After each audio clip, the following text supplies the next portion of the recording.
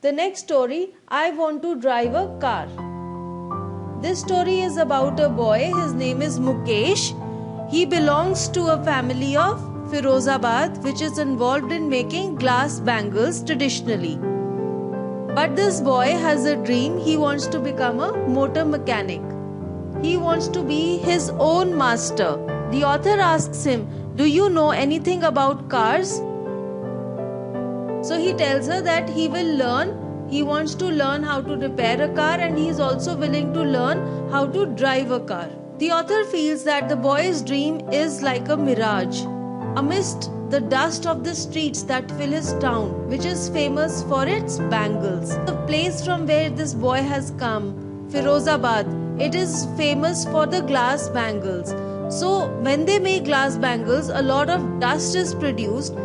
The town is full of that dust. So this boy's dream, looks very hazy. It looks very dim, that the probability he can achieve his dream is very low. His family has accepted this, that his family is not ready to accept the fact that the profession of making glass bangles is not good for them.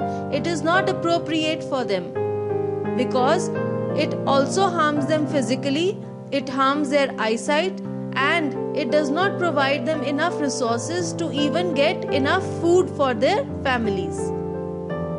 Further, she says that his family does not know that it is illegal for their children to work in the furnaces with high temperatures in closed, dark cells that do not have any fresh air and light. And she says that if the legal enactments are enforced, they could get out all these children who have to work in such hot furnaces, and they have to slog their hours, their daylight hours.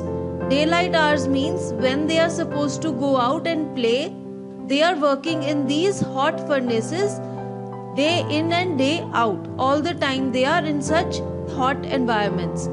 Mukesh takes the author to his house. The lanes are stinking with choked garbage, but he is proud that his home is being rebuilt. She sees that it is just a half-built shack, and over there in one corner, she sees his elder brother's wife is sitting and she is cooking food for the entire family. His grandmother says that making bangles is their karma and their destiny. As they are born in a family of bangle makers, so this profession has been bestowed upon them by God. They have accepted it as their destiny, and she says that this God-given lineage cannot be broken by anyone. Their house is full of glass bangles of different colors, and they have seen nothing else but bangles around them. They sit in dark huts, weld the pieces of colored glass into circles of bangles. The author finds that their eyes are more adjusted to the dark than to the light outside, because most of the time they are sitting in the closed dark huts. That is why they lose their eyesight. The young children, they do not even become adults, and before that only they lose their eyesight. A young girl by the name of Savita is there. She is sitting along an elderly woman, and she is soldering pieces of glass into bangles. The author wonders whether this girl knows the sanctity of the glass ornaments that she is making. These bangles, which signify that the woman's marriage is auspicious, so the author feels that probably when she will also get married, as the elderly woman who is sitting next to her, she will also realize what is the importance of these glass bangles that she is making. Mukesh's grandfather is happy. He is satisfied that he has taught this profession to his next generations, and other than that, he has built them a house to live in. The author feels that Mukesh's grandfather is trying to tell her that he has achieved a lot more than what other people who are in this profession can achieve. His grandmother complains that she has not even got a stomach full of food all her life.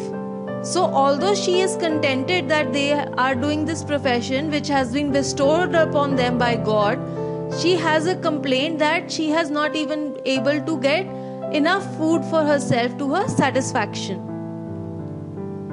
So the author asks them that they should get organized into a cooperative. So the younger generations who are also carrying on this profession, she asks them that you should get together, all of you, and you should make a cooperative and try to improve your working conditions.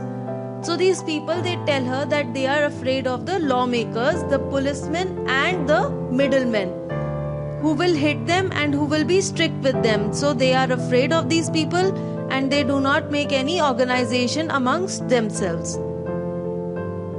So the author realizes that these two things, that is the birth of the boy in a particular caste, the imposition of the family profession on him, the second thing is the middlemen and the policemen, the lawmakers, these two things together impose upon the boys that they will carry on the work which has been passed on to them through the generations, and they do not dare to follow their dreams.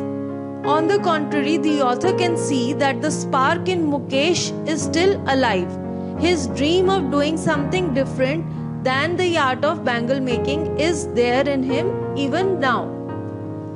The author questions him that whether he will like to fly planes. So she goes beyond his dream of car mechanic and she asks him that why don't you fly planes?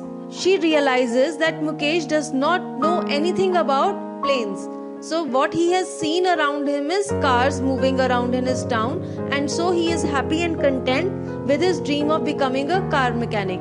When she asks him about planes, she gives him a further new idea.